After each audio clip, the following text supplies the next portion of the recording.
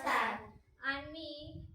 आम्ही जिल्हा परिषद प्राथमिक शाळा उपनगरी तालुका जिल्हा जळगाव महाराष्ट्र राज्य येथील विद्यार्थिनी आहोत.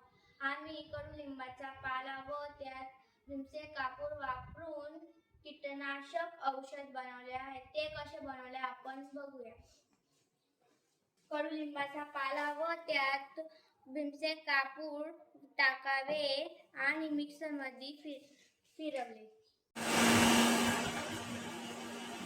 आपले कीटकनाशक औषध तयार. यांचा वापर घरासाठी शेतीसाठी करू शकतो. शेतात याची फवारणी केल्यास कीटक नाहीसे होतील. घरात याचा वापर केल्यास डास होणार नाही आणि यासाठी जास्त खर्च सुद्धा येणार